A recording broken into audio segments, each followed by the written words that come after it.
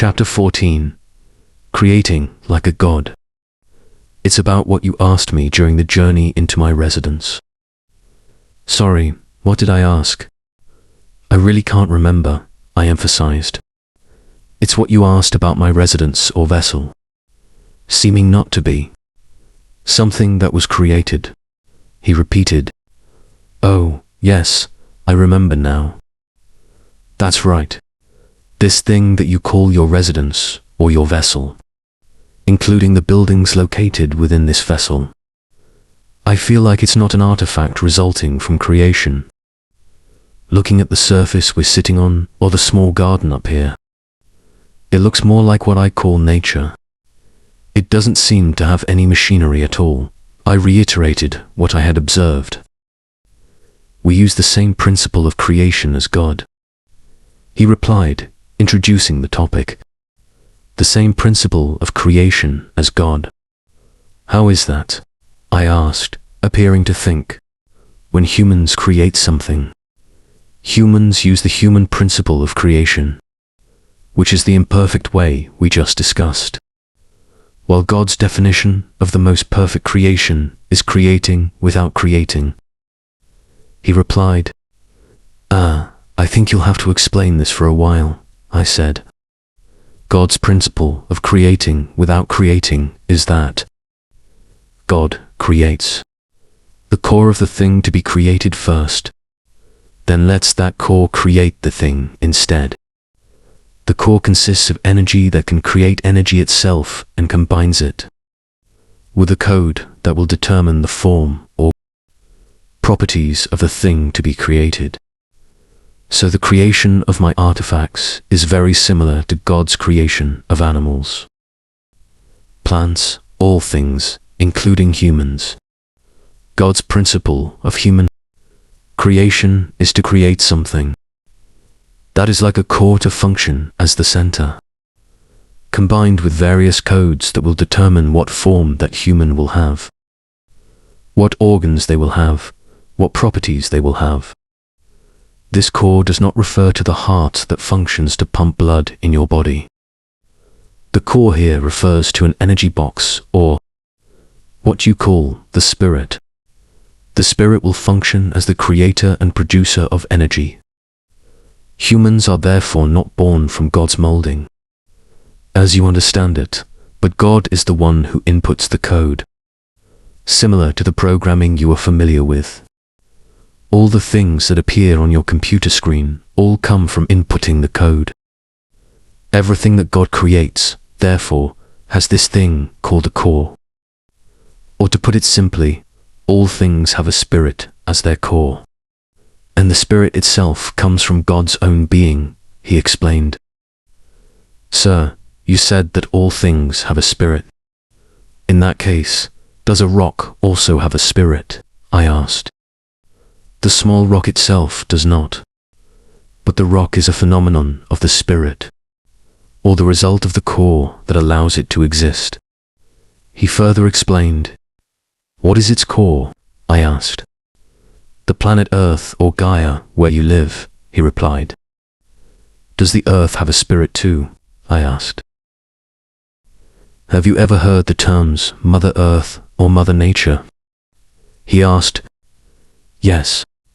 I've heard indigenous people or ancient people use them to refer to the world, as a symbol in various rituals.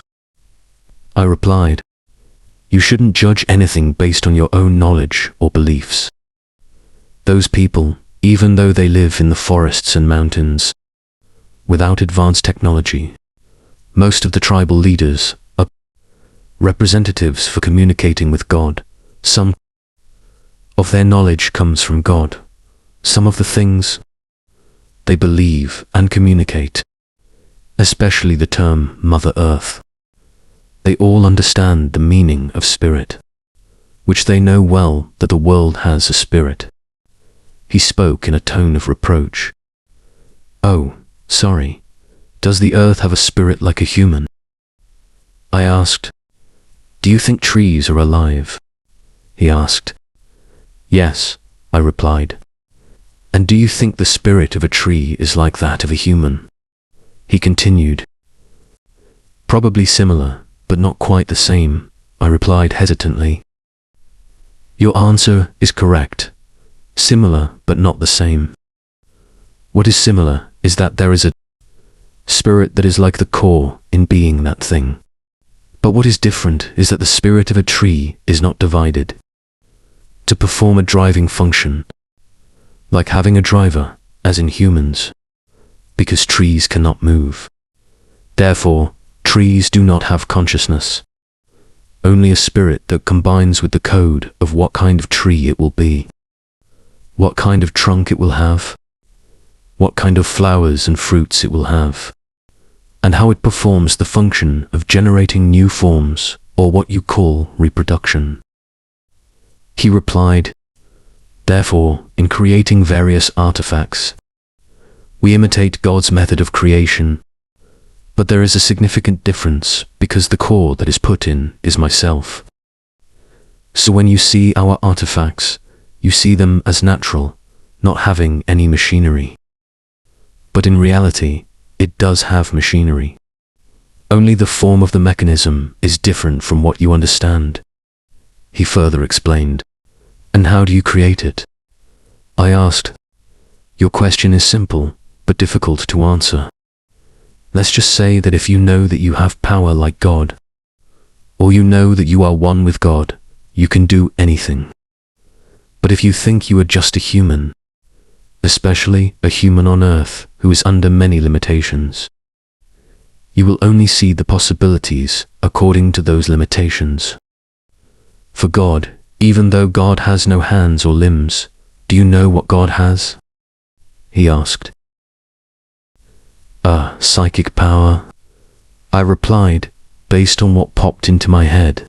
Yes, and when I have psychic power like God, I just input the desire into the elements that I use as a medium to form what I want, while I function as the core of what I want to create.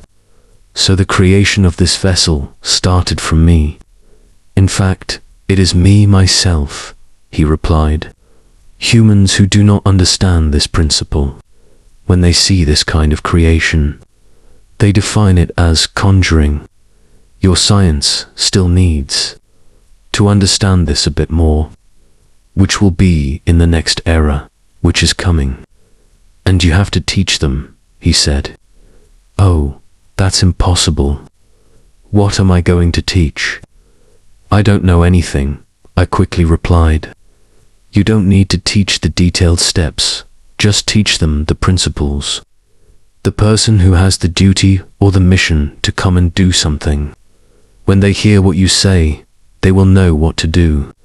But the important thing is that that person must have the skill to access knowledge from the universe or from God, then their ability will appear.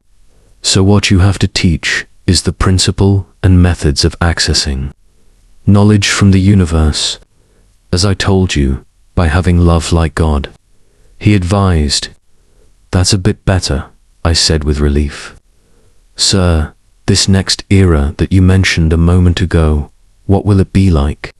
I asked, feeling a bit worried about my own mission. I can tell you that it will be very exciting. But if you ask me to explain what it will be like, to be honest, I myself don't know. Because humans have freedom.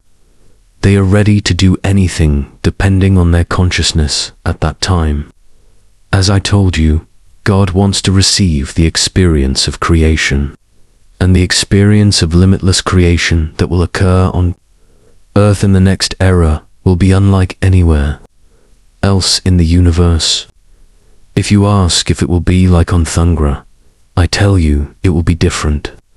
Because humans on Earth at that time will still be in a state of forgetting or not knowing their past lives like they are now.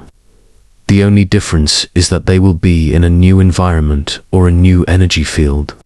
He replied, Is it possible that you don't know and God himself doesn't know? That's strange, I observed, because this kind of experience has never happened in the universe before. He replied, I still don't understand, I replied.